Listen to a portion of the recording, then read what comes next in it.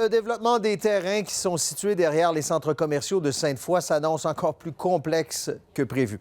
Ottawa a rendu sa décision aujourd'hui. Ces terres qui sont hautement convoitées seront cédées à 80 aux Hurons-Wendat de Wendake et à 20 aux Inuits de Mashteuiatsh, de Pessamit et d'Essipit. Or, Guylaine, ces nations sont déjà dans un interminable conflit territorial. Oui, Bruno, d'ailleurs, on vous parle en direct de ces terrains juste derrière Place Laurier ce soir. Vous avez raison, ça ravive le différend territorial entre ces deux nations, les Hurons et l'autre nation, donc, qui se disputent les limites de leur terre d'origine depuis le début, les Inuits, dois-je dire. Donc, la ministre de la Défense aujourd'hui vient dire, dans un souci de réconciliation avec les premiers peuples, qu'elle tranche 80 de ce terrain, Bruno, sera vendu aux Hurons et 20 aux Inuits. Vous vous en doutez, ça ne fait pas l'affaire des Hurons ni de la ville, leurs partenaires.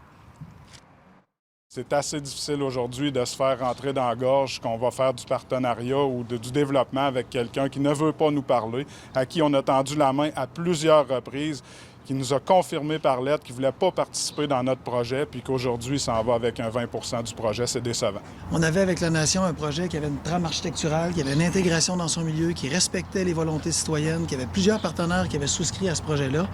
Et là, on se retrouve à revenir à la case départ. On n'est pas très heureux. Bon, la nouvelle est arrivée aujourd'hui. Est-ce qu'on a d'autres nuances? La version des Inuits, notamment, celle du gouvernement fédéral? Bien, Bruno, les députés fédéraux de la grande région de Québec étaient tous en faveur là, de ce projet des Hurons. Alors, ils sont un peu déçus. On a appelé les trois nations Inuits aujourd'hui afin d'avoir leurs commentaires. Les trois communautés Inuits, l'un des chefs nous a répondu, évidemment, vous en doutez, ils sont satisfaits de cette décision de la ministre.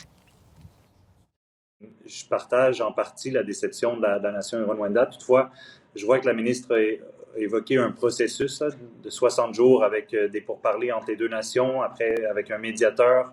Donc, je ne vais pas torpiller le processus avant qu'il ait commencé.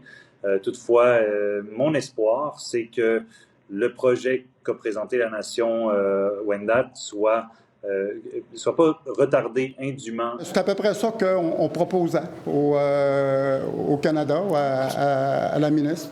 Donc, elle répond effectivement là, à la demande que nous avons établie. Je n'ai pas les détails, là, mais ce que je comprends là, de par la proportion, ça ressemble à ça. Satisfait.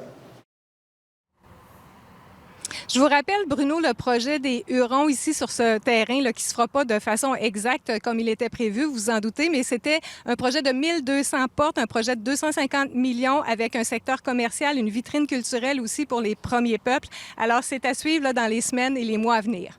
D'autres négociations? Merci, Guylaine.